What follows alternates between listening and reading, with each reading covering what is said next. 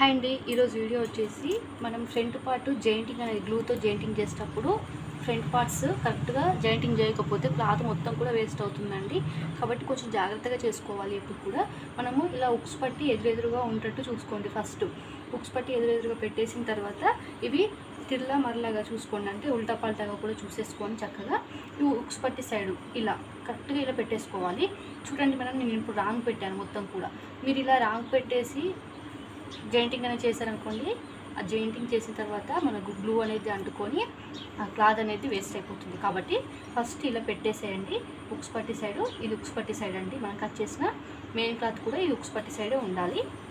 అలాగే ఇంకో క్లాత్ కూడా ఇలా చక్కగా తీసేసుకొని ఇది కూడా ఇక్కడ ఉక్స్ పట్టి సైడే రావాలి. ఇది ఉక్స్ పట్టి సైడ్ అంటే ఇలా కరెక్ట్గా పెట్టేసుకున్నాక తర్వాతనే గ్లూతో జాయింటింగ్ చేస్తే అప్పుడు మనకు కరెక్ట్గా వస్తుంది అన్నట్టు.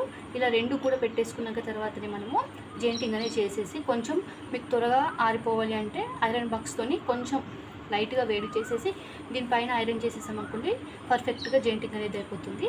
అలాగే నేను బ్యాక్ పార్ట్ హ్యాండ్స్ దగ్గర కూడా పొరపాటు చేశారనుకోండి, చాలా రిస్క్ అండి. ఇంకా ఈ క్లాత్ అనేది ఈ గ్లూ నుంచి జాయింటింగ్ అనేది తీయడం అనేది. కాబట్టి మీరు హ్యాండ్స్ దగ్గర కూడా మీరు జాగ్రత్తగా జాయింటింగ్ చేసుకోవాలి. ఇప్పుడు ఏది ఎలా జాయింటింగ్ చేయాలో చూపిస్తుంది చూడండి. ఇక్కడ ఇలా ఉంది కదా, ఇప్పుడు దీన్ని ఇలా వేసేసేయండి.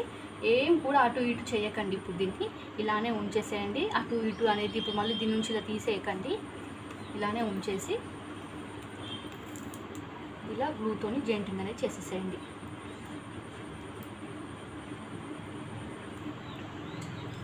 ఉన్నావా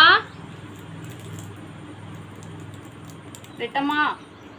ఇలా గ్లూతో మొత్తం కూడా జాయింటింగ్ అనేది చేసేసేయండి. చూడండి, ఇలా మనకు పర్ఫెక్ట్గా వస్తుంది. స్టిచ్చింగ్ చేసేటప్పుడు అయితే ఎంత ఈజీగా ఉంటుందంటే చాలా ఈజీగా ఉంటుందండి. మీరు ఒకసారి ఇలా పర్ఫెక్ట్గా జాయింటింగ్ అనేది చేసేసిన తర్వాత స్టిచ్చింగ్ అనేది చేసి చూడండి, ఎంత నీట్గా ఫినిషింగ్ అనేది వస్తుందో మీకే అర్థమవుతుంది. ఇలా మొత్తం కూడా ఈ రెండు పార్ట్స్ కూడా ఇలానే జాయింటింగ్ అనేది చేసేసేయండి.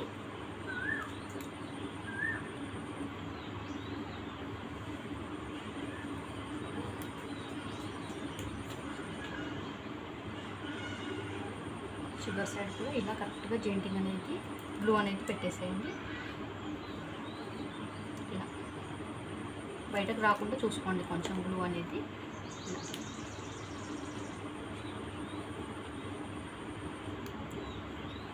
ఇలా ఫినిషింగ్ కరెక్ట్గా ఉండేట్టు చూసుకోండి. జస్ట్ ఇలా మనం అంటే సరిపోతుంది.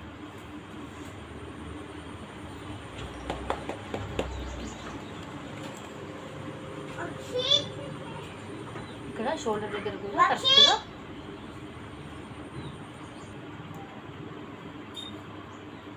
జాగ్రత్తగా వేసేసేయండి. ఇక్కడ సైడ్ కూడా ఇలానే జాయింటింగ్ అనేది చేసేసేయండి.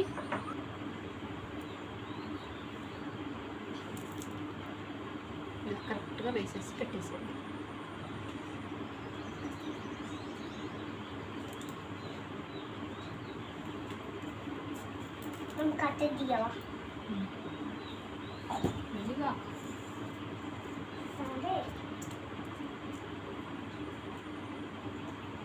మొత్తం కూడా నీట్గా ఫినిషింగ్ వచ్చేటట్టు చూడండి.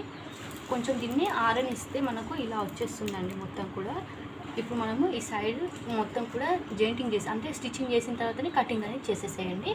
అప్పుడు చాలా ఈజీగా ఉంటుంది మనకు. సైడ్ మొత్తం కూడా స్టిచ్చింగ్ చేయడం చాలా ఈజీగా అయిపోతుంది. చూడండి, చాలా సింపుల్గా మనం స్టిచ్చింగ్ అనేది చేసేసుకోవచ్చు ఇలా జాయింటింగ్ చేసిన తర్వాత.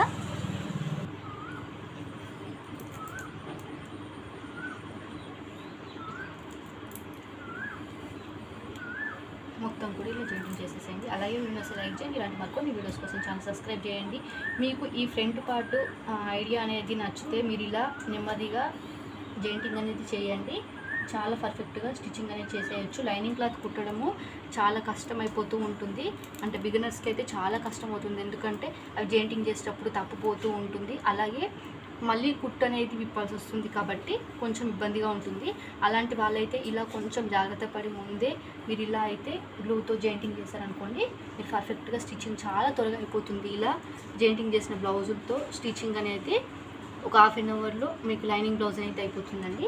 ఇప్పుడు మనం బ్యాక్ పార్ట్ కూడా ఎలా జాయింటింగ్ చేయాలో చూపిస్తా చూడండి. ఆల్మోస్ట్ కరెక్ట్గా అంటేసుకుంది.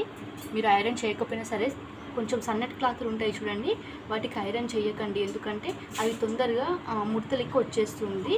కాబట్టి ఇలా మీరు కొంచెం గాలికి ఆరబెడితే సరిపోతుంది. బ్యాక్ పార్ట్ చూపిస్తున్నా చూడండి. ఇది మొత్తం ఇక్కడ ఉండే క్లాత్ కూడా మీరు వెంటనే కట్ చేయకూడదు.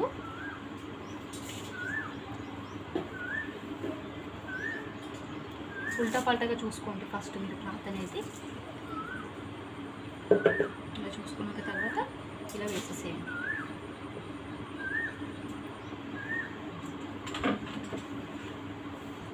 రెడీ అవ్వాలి.